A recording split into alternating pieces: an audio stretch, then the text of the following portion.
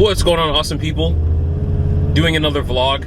It's been a while since I've done one on the channel. I do sincerely apologize. The Mark 6, as you can see, this isn't the Mark 6, right? Unfortunately, the piston rings failed in that car. And it was consuming a shit ton of oil. Like, it got to the point where I was consuming 1.5 quarts in like 300 miles. So I was like, shit, I gotta get rid of the car. Plus I still owed on it, so it made no sense to hang on to it. Ultimately, took a stop by the Volkswagen dealership. Shout out to them in Puyallup. Really great guys. Shout out to Gio, really cool guy. And I picked up a 2020 GTI, a Mark 7.5. Can't believe I'm saying that. This car is awesome, but the story doesn't even end there. So they at first were reluctant to sell it to me without a warranty because it is a modded car, and Volkswagen of America is super anal about covering modded cars. So I told them, I said, okay, well, the only way I'm really willing to purchase the car is if we can get a warranty on it. So, you know, I didn't tune it, I didn't mess it up if that's the case. And they were like, okay, let's see what we can do. So they figured out what the mod list was, and I believe it's a CTS turboback exhaust. I'm still new, I may be slaughtering that, but whatever the case, they said it was an exhaust. And so they actually, I had it in writing, guys and gals, I wasn't stupid, so I got in writing that they would cover it. They would cover the warranty, and then it was factored into the paperwork, so they weren't blowing smoke up my ass or anything. It still doesn't end there. So I get the car, drive it off the lot, and I remember specifically when I test drove a few GTIs prior to this one. I test drove a 2018, and then I test drove a 2016 and a 2015, which I knew I wasn't going to buy because of the issues that they have. So the 2018, which was also Mark 7.5 technically, has the slight power bump. I noticed distinctively that this car in specific, it drove, like, it has a lot more power.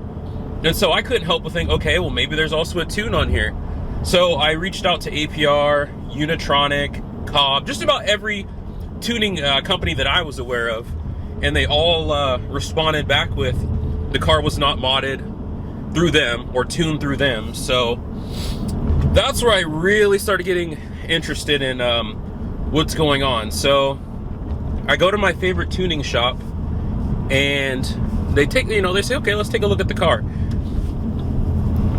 He said he takes one look under the hood, right? And then he goes and they put the car up on the ramps, and he said, I hope you don't mind, but it looks like the previous user installed an aftermarket turbo. And then I started getting really excited because of the research I did. I'm like, I'm just gonna take a guess, like, is this an IS38? And he's like, yep, it's from a Golf R.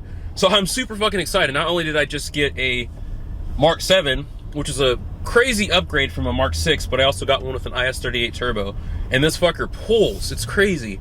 Now let's talk about some of the things that if you're on the fence about upgrading from a Mark 6 and you want to get into the Mark 7 or Mark 7.5 platform, I'm going to give you guys my total, sort of, I mean, it's a little biased, but my total opinion here, being as I've only had the car for a few weeks now. So this is just things that I've noticed coming from the Mark 6, and I was APR stage 2 in the Mark 6. This car is inherently faster. The DSG transmission is a lot more refined. If you get manual, of course, that doesn't seem to matter. But the DSG is a lot more refined than the Mark 6, and I had the 2014, so I had the last model year in the US for the Mark 6. So that's one thing I definitely noticed. And then there's other things. A couple questions I got on Instagram when in my DM when I posted a photo of the car was, people were curious. They're like, is the Mark 7 actually bigger than the Mark 6? Because if you look at it from a distance, and it's interesting, with how beautiful and refined the lines are on the Mark 7s and the Mark 7.5s, it appears to be a slimmer car, and also it sits a lot lower than stock height. So it appears to be a smaller, more sleeker car, but it actually is a lot wider. It's a much better driving position in my opinion. I love the way the center console is arced towards the driver. So it kind of dates back to the older generation of cars, like the Honda NSX and the Nissan 300Z. So I'm not a JDM car fan, but those are two of my favorite cars, aside from the RX-7 FD. Those are my only favorite JDM cars. But it's cool because they resorted back to that. Oh, somebody just got pulled over. You guys are gonna see that in my driver's window. Ah, no, not the Chevy. Oh, there it is. Yeah, he got blocked. That sucks. Guy got torched. State Patrol's out, so I'm probably not gonna be able to do any polls. Sorry about that, guys. Coming back, for some reason the video cut out. But yeah, so the other subtle difference is it feels a lot more refined. Now, with that, the Mark 7.5 is the last model year before Volkswagen started creating substantial budget cuts. We see that in the Mark 8, which I did also get to test drive, which was nice.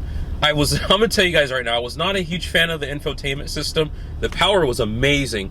And it was the car they just got there, so you can't even justify that, you know, they had beat the hell out of it, because it had literally just got there, according to the dealership. And it was super fun to drive, but the infotainment system was horrible. And I couldn't help but get the feeling that a lot of the interior they stole from Kia, like the old ass like Optimas. So I just wasn't a fan. It didn't feel Volkswagen anymore. Little Easter eggs in the Mark 7.5. You don't get the climate controlled glove box anymore, or boot if you're in the UK. Yeah, they completely removed that, which really, you know, it's not a huge deal breaker, because it's kind of a, I mean, it's not a gimmick, but it was a Euro thing for a while. And the second one I'm about to say has to do with the sunroof. Those of you that already own this car know what I'm about to say. So yes, I fucked up and got the sunroof model.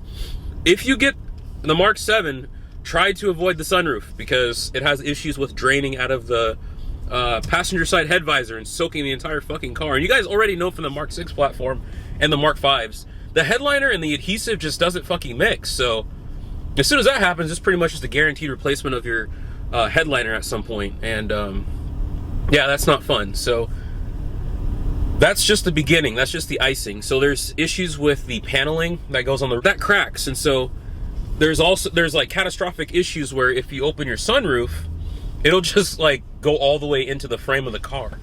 And that's like, fuck, dude. So sometimes they'd have to cut the whole roof off to fix it. I believe they said it's been repaired, but in this 2020 as we stand, I do notice that the A-pillar here was taken apart, and there was a sticker on the sunroof, so they had just replaced it on this model. So needless to say, I guess it's a safe bet that it hasn't been fixed. Also, when you hit the brakes at a stoplight, going back to what I was talking about, the sunshade opens on its own, and it's like, fuck. You know, it's cost cutting. You also don't get the ability to completely block out the sunlight in the sunshade. It's literally just a sunshade. For years, especially, I think it was a Eurocar thing, you'd get the little vent, which looked kind of badass. But regardless, you could still cover the sun. In this car, it's just mesh. So that, yeah, that's really not fun. Anyway, I don't want to make this video too long. I just wanted to get this out there and let you guys know that I am still alive. We're gonna get into some other interesting content. I'm gonna do a couple other vlogs, and we're gonna talk about Newegg and the Steam Deck. I'm super excited about the Steam Deck. Waiting for my invitation to order that. As soon as I get that, I'm gonna release a video on the Steam Deck. So anyway, thanks for watching, everyone. Can't wait to post more car content. Thank you, guys.